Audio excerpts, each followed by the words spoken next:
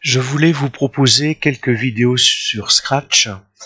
Donc c'est une partie de programme importante en troisième puisque vous aurez obligatoirement vis-à-vis de la réalisation des objectifs généraux du programme de mathématiques, c'est s'exprimer en langage mathématique et en programmation, vous avez obligatoirement un exercice dans un sujet DNB.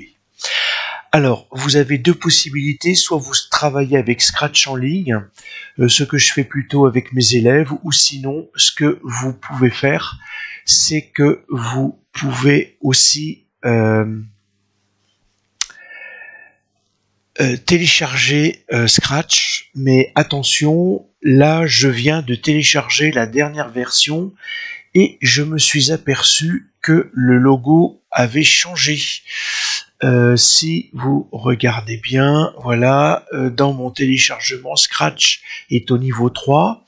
Donc si vous n'avez pas ce niveau-là, eh bien en fait vous avez une configuration qui a changé, qui n'est pas la même. Vous avez tous les éléments de programme qui sont classés de manière colorée, ils se trouvent ici, et en fait il vous en manque un.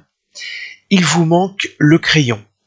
Alors, en fait, tous les éléments, comme je vous ai dit, sont classés par couleur. Donc, j'ai mouvement, apparence, son, je ne m'en sers pas, événement, très important.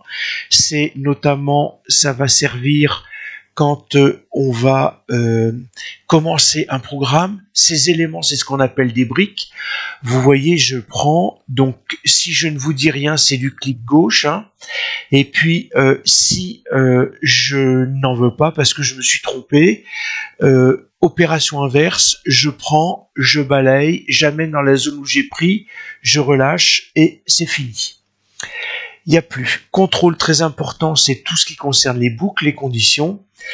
Les capteurs, je ne m'en sers pas. Opérateur très important quand on veut réaliser des opérations. Et puis ensuite, avant de réaliser d'utiliser les opérateurs, va falloir créer des variables. Et puis je vous ai dit, le crayon n'est pas là. En fait, il est caché.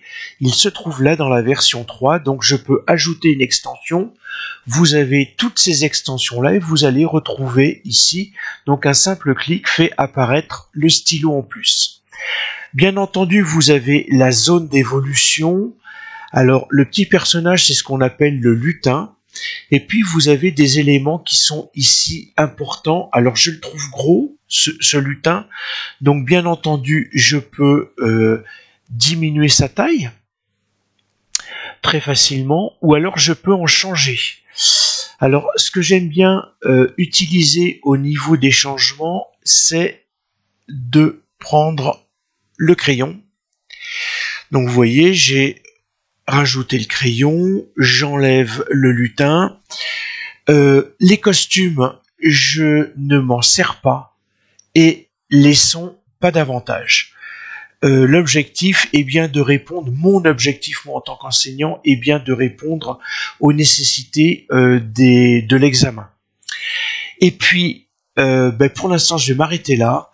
Je repars au niveau de la codification, et puis on va parler un petit peu mathématiques et notamment les déplacements lors de la prochaine vidéo.